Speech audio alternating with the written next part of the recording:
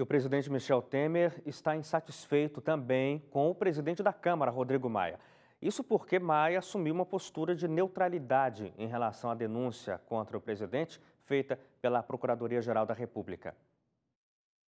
O presidente da Câmara dos Deputados, Rodrigo Maia, disse que não vai postergar para além de agosto a análise da denúncia contra o presidente Michel Temer, se a casa não atingir o quórum de 342 deputados no dia que a denúncia for votada em plenário.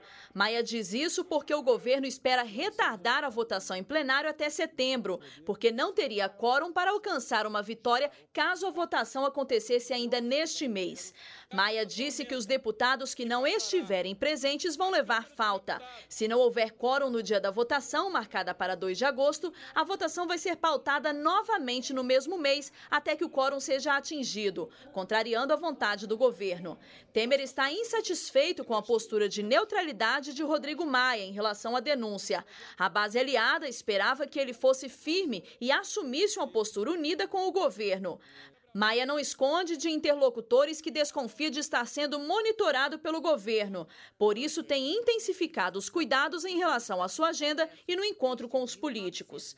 Não é a primeira vez que é levantada suspeita sobre um suposto monitoramento por parte do governo. No mês passado, chegou ao conhecimento público que o presidente teria pedido à Agência Brasileira de Inteligência que fiscalizasse o ministro Edson Fachin, que na ocasião investigava Temer.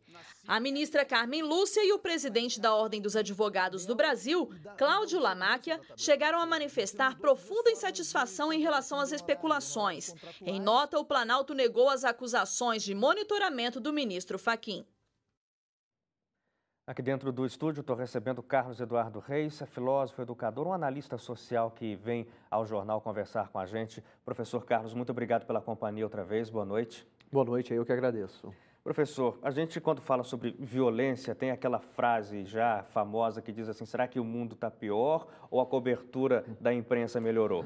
Dá para aplicar isso para a política também, né? Às vezes a gente fica na dúvida, será que tá pior a corrupção ou a gente está descobrindo mais coisas apenas, mas tudo continua igual? Agora, sendo uma coisa ou sendo outra, a insatisfação da população, do eleitorado é gritante. As pessoas não têm confiança mais na classe política, Carlos Eduardo.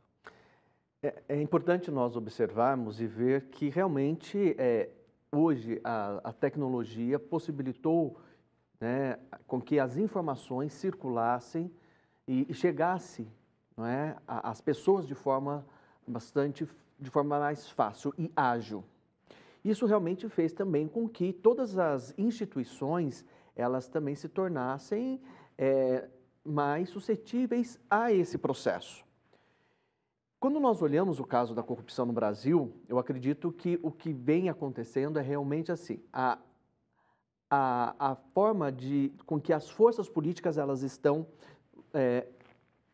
organizadas dentro desse jogo político que nós vivenciamos, não é? Então nós temos ali governo, oposição, sempre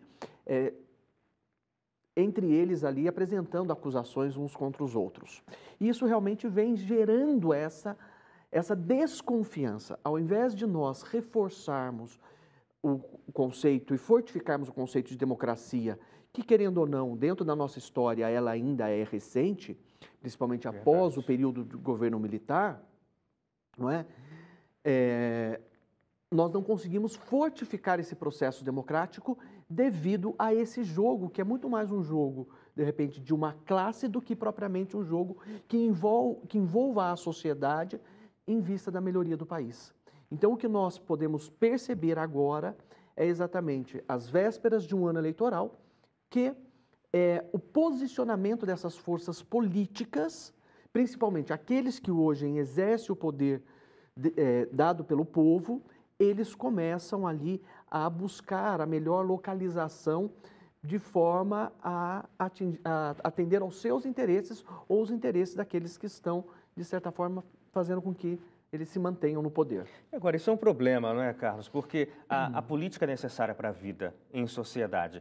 E quando a gente observa exemplos negativos do uso político, isso pode acabar afastando as pessoas desse entendimento, né, da importância da política, da importância do ser político dentro de um contexto de uma sociedade que necessita disso.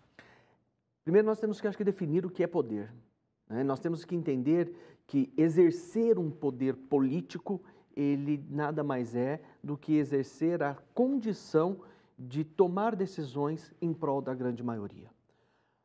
Dentro do campo filosófico, por exemplo, já desde a Grécia Antiga, quando se discute a questão da democracia, por exemplo, Aristóteles, ele já dizia que o papel do exercício do poder é aquele de atender realmente a maioria da população. Não é? Porém, isso lamentavelmente não vem acontecendo. Então, hoje, utiliza-se o caminho da política como forma de um exercício de poder para defender projetos particulares. E isso realmente vai minando toda a estrutura ou possibilidade do desenvolvimento de uma nação. Claro, e aí o triste é isso, né? Quer dizer, a gente volta e meia se acostuma a ver as pessoas negando, inclusive, a ação política, a atividade política por conta da insatisfação, da decepção que percebe. E é algo que nós sempre vamos depender. Né? Dentro do modelo de organização que vivemos, nós vamos sempre precisar da política. Né? Nós dependemos da legislação, nós dependemos deste debate para fazer com que os nossos direitos, as nossas garantias, elas possam ser realmente efetivadas dentro desse processo. Então, a partir do momento que a gente passa a ter essa descrença da figura política, torna-se uma situação bastante complexa e realmente lamentável. Sim.